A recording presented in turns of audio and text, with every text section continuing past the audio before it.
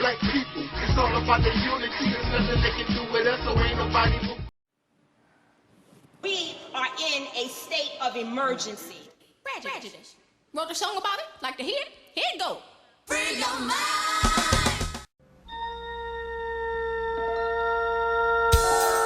To boldly go where no man has gone before.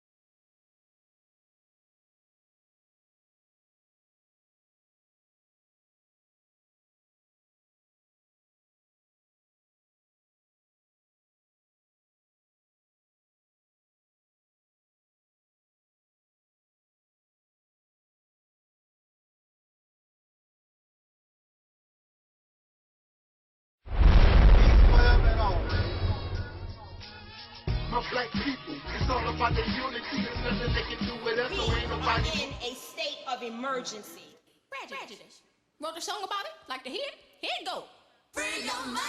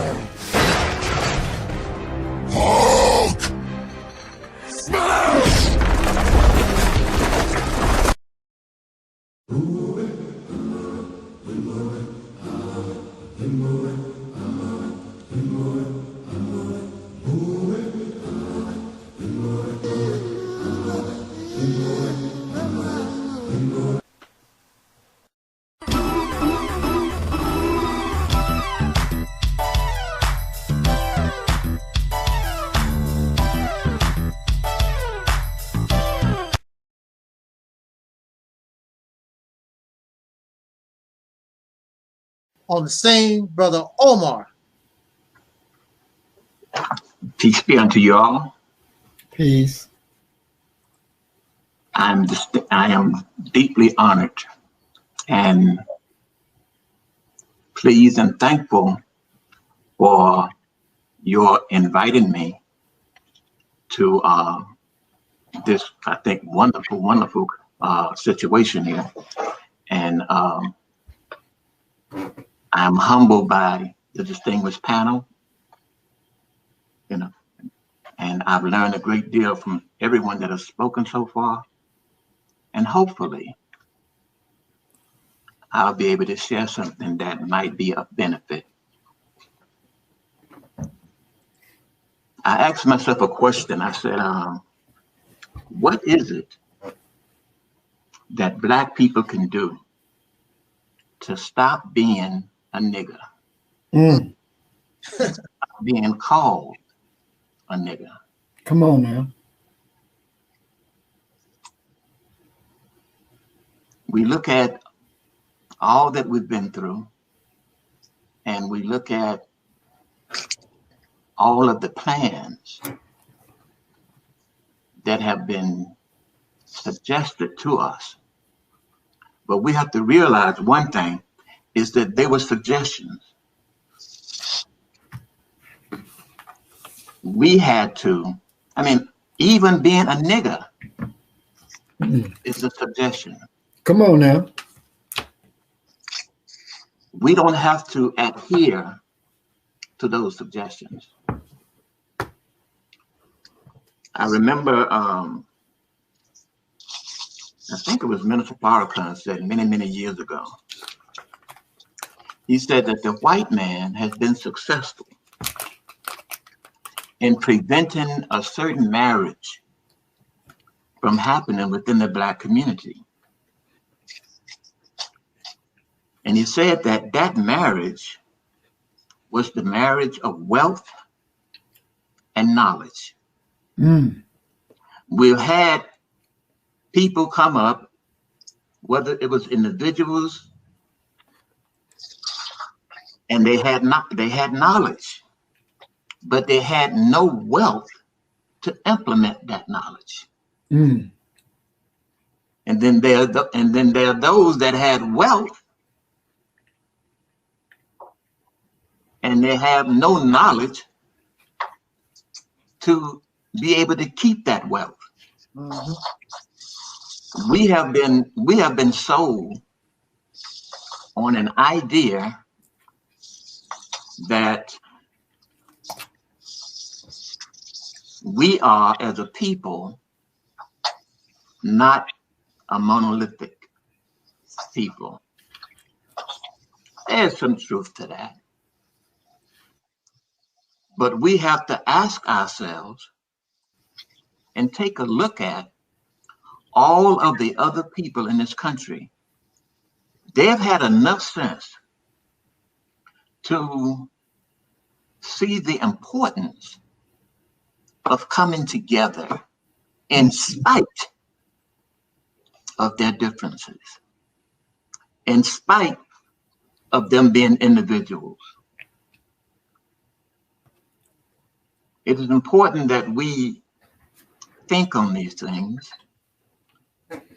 because if we are to stop being a nigger and stop being called a nigger, we're going to have to do things a little bit different from what we've done in the past. That's right. Now, the past is a good thing, because we can look back and we can say, oh man, look what these brave, fearless, even though they were fearful, people did. We today, we're not confronted with the actual physical trauma of slavery. But we are confronted with the intellectual, spiritual, moral trauma of slavery. Now,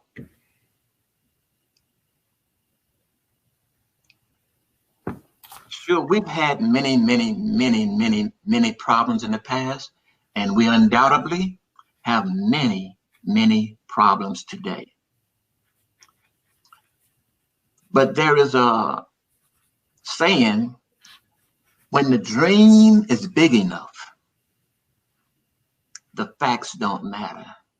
The facts of what we've been through, the facts of what we're confronted with, if our dream is big enough. And what I would like to do at this time is I would like to replace a word in that phrase, because Dr. King had a dream and it put us to sleep. I would say when the vision is big enough, the facts don't matter. It doesn't matter who wants to keep us down. If our vision is big enough and we tie into and latch on to that vision, there is no one on this planet can stop us from our liberation. Right. I got involved with this particular movement because it used a certain word. I wasn't concerned about Mississippi, but the word that caught my eye was Exodus. Because if we are to really come into and be what we can be, we have to Exodus. That's a big step. That's right. Because we look at when the Europeans left Europe and came here to these shores, they had to Exodus from a known way of living and come and take a chance here. We, beloved people, have to Exodus. Right. We have to have a vision to Exodus too.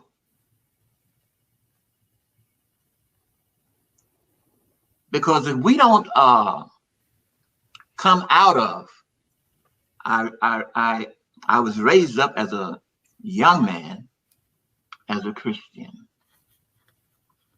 And I remember the story of the Israelites having to leave Pharaoh. They had the Exodus. But Moses had a problem. And that problem were the people that he wanted to free or to liberate had become accustomed to the way that they were living with Pharaoh. We have that same issue today. We're talking about Exodus into Mississippi. Now, that means that a lot of people are going to have to give up the comfort. Right. Even though it's a sorry comfort, it is comfort nevertheless. That's right. They have to give up that comfort in order to get something better. Mm-hmm. I want us to divorce the idea that there is anybody or anything that can stop us. We can't even stop ourselves. Mm. If we latch on to the vision. Yes, we did. Someone stated earlier, our generation failed our younger people. Because we didn't Exodus. We were sold an idea of integration.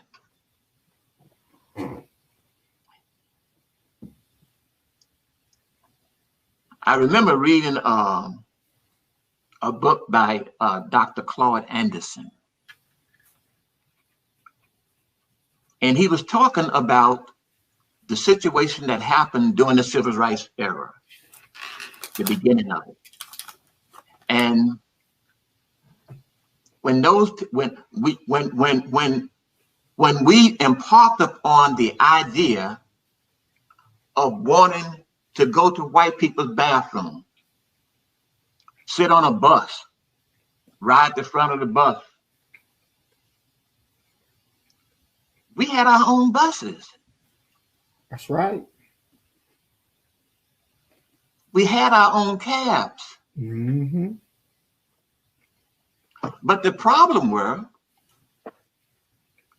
when they opened up and say, all right, y'all can come on and join us. They didn't want to let us go in the first place. Go ahead. Say that. Say that. Because they can't survive. You're talking about a lazy behind people. We did the work. Come on now. Teach, brother, teach. But there was one from amongst them, and I'm pretty sure that, I'm hoping at least, that we all are aware of a gentleman by the name of Willie Lynch. Come on now. Talk about it. Mr. Lynch, that guy, that devil. Come on. If I knew where he was buried, I would go dig his grave up and kill his behind again. Go ahead, big bro. That's what I'm talking about. Because he instituted a plan, a strategy. Come on. For these cave dwellers over here. Come on. A plan that if they followed the plan, we would be volunteer slaves. Come on now. That's right. That pit us against one another. Mm-hmm. The black against the lighter. The brown against the black. Mm-hmm. The yellow against the brown. That's right. The fat against the skinny. Go ahead now. Divide them in whatever way you can. Make them not like one another. Mm. And in doing that, you will have yourself a willing slave. That's right. That will last up to 1,000 years. Whoa. Mm. They only at 400 and something. We don't want to go those other 5. Right.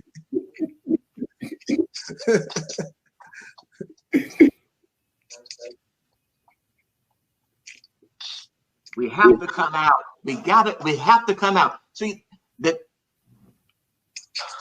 as long as we have comfort, I was rooting for Trump. Come on now. I wanted him to kick us in our ass some more. Because that's the only way we're going to come together. Come on. Say that. Elijah Muhammad taught us. He said, if the teachings won't get you, the conditions will. Mm. Mm. Mm. We, before integration, was forced to come together. That's Was right. forced to live together, was forced to do the step. How is it that a black person can open up a business here and any other color, it used to be just a white, now it's Hispanics, Arabs, whatever the case may be, open up a business here and we will take our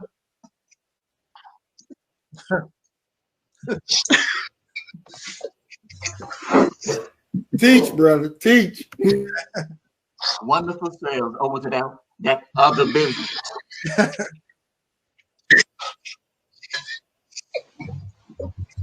Because their ice is colder. Mm. I had a store, and everybody is getting their stuff from the same place. So their food ain't no better, their ice ain't no better. But we will go there. Listen, man, I would drive clear across town to buy from a black business. I don't care if they're selling the stuff for more. I'll pay more. Because I want them to be successful. Mm-hmm. Now, if they're not up to par, then I'm going to go in their store and let them know, you got to get your act together, man. Mm-hmm. You have to give us the best that you have. And if you give us your best, we'll buy from you.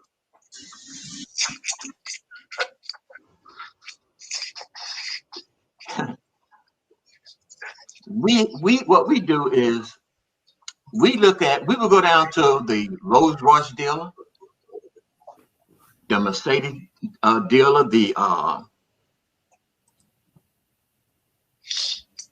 whatever type of the Bentleys or whatever the case may be, and we say, hey, look, I want that car.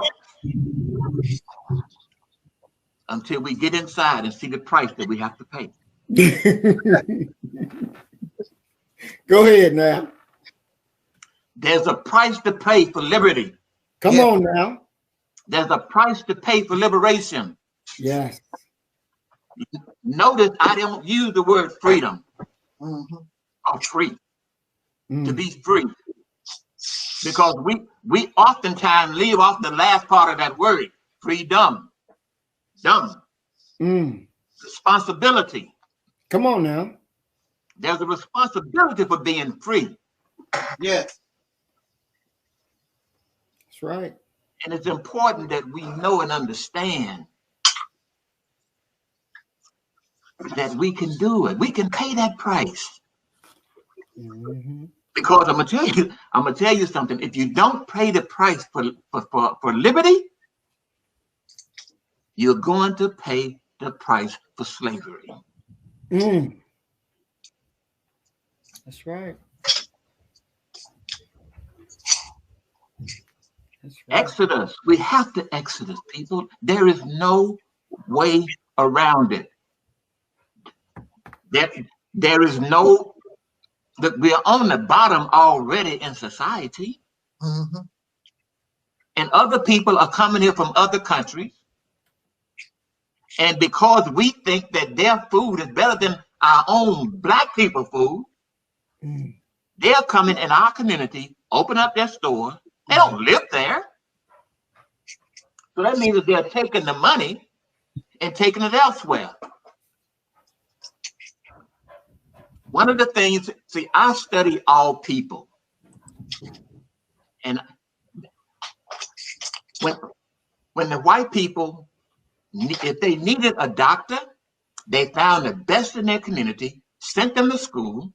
They became a doctor, not for another community. They became a doctor for their community. Our people got it wrong. We go to school. We get the education.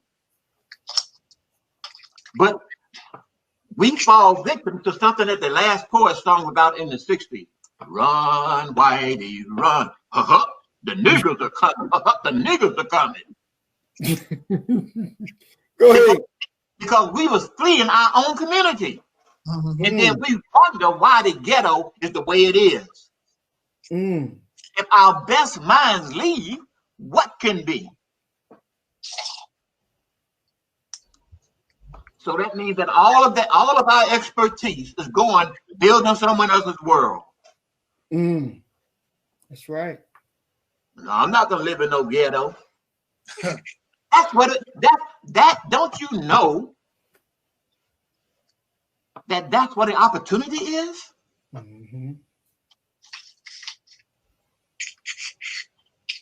We go out there. See, I'm talking to our elites. We go out there and we get the good education, the good paying jobs, even the good businesses, and we take that money somewhere else. When all we had to do, and we would have had to spend less of our money by coming back to the black community. I can't even call where we live a community because we don't have all of the things that it takes to be a community. Right.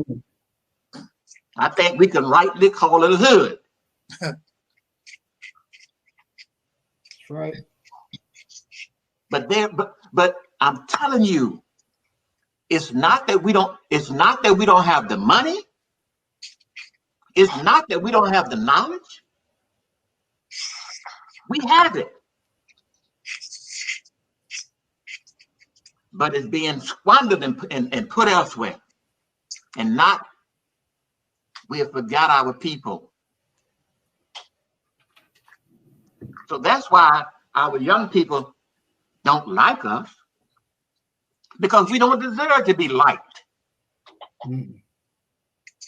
We haven't earned that. Mm-hmm.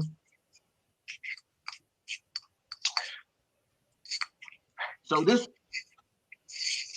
exodus to Mississippi is a profound idea.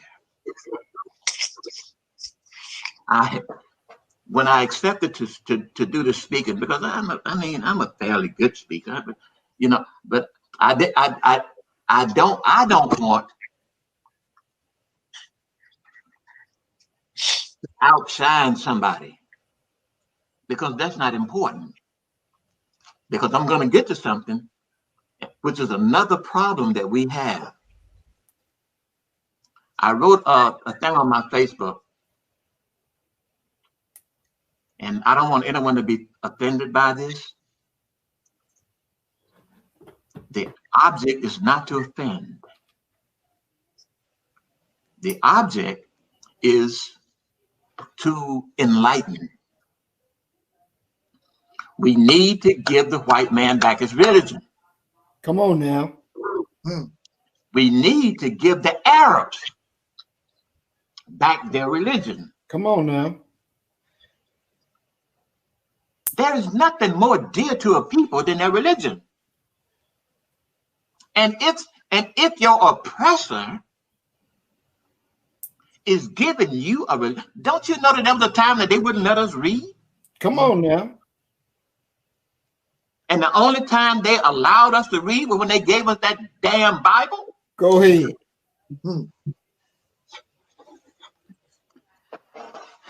Don't be offended. I'm not. I'm talking to my Christian brothers and sisters and my Muslim brothers and sisters.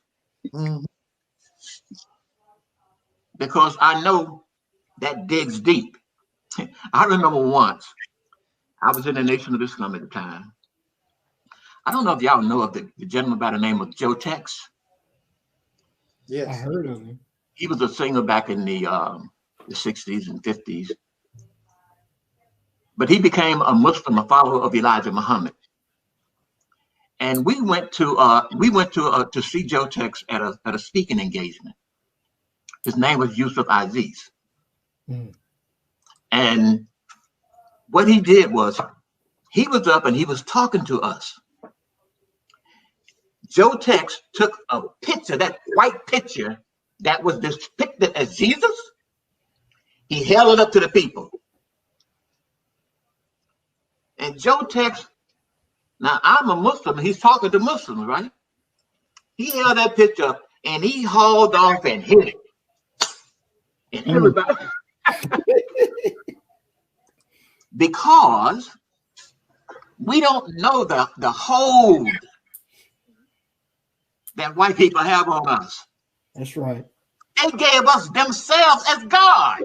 That's right. I'm not getting excited. Come on. I guarantee you, you cannot go to the Jewish community and take a picture of Hitler and tell them that's their personal savior. That's right. That's right. That's right. We have some serious issues, but they're not insurmountable. They're not insurmountable. We can overcome this stuff. It's small stuff. When the dream is big enough, we've got to want liberty at all costs. As my beloved sister said, by any means necessary. Mm. Mm.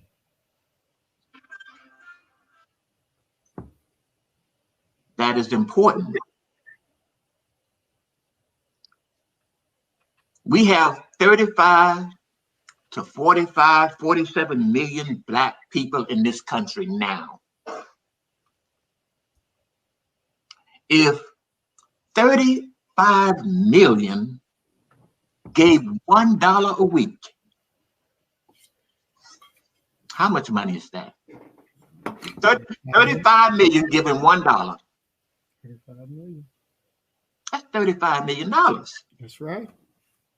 Multiply that. How many weeks in a year? 52. Mm-hmm. We're crying about reparation. Not to say we don't deserve it, but that should be a second thought for us. Mm-hmm. Because the average one of us, if they gave us $1 million tomorrow, we're going to run down and buy a brand new car that we can't afford. Mm. We're going to go out there and we're going to buy all kinds of bags. Talking to the ladies. Hope, well, guys do it too. Mm. You know, but what I'm basically saying is that we would squander it. We would squander it. Yes. Go ahead. You know why? Teach. Because it was given to us. Mm-hmm. Mm. We didn't work for it. So we don't put the value on it that we should put on it. See, it's important to understand our weaknesses, not to down, but to understand the weaknesses so we can develop strength.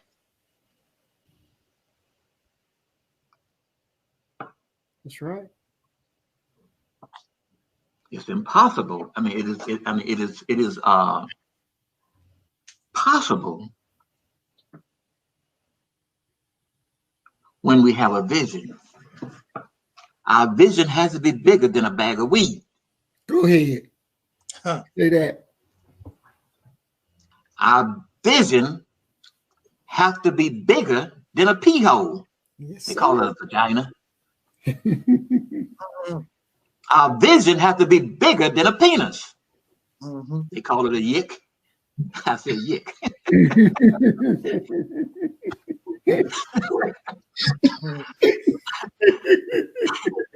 You teaching, brother. You teaching.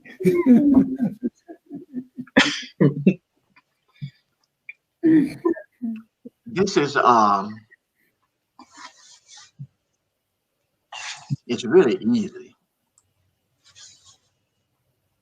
It's really, really easy, people. Free your mind.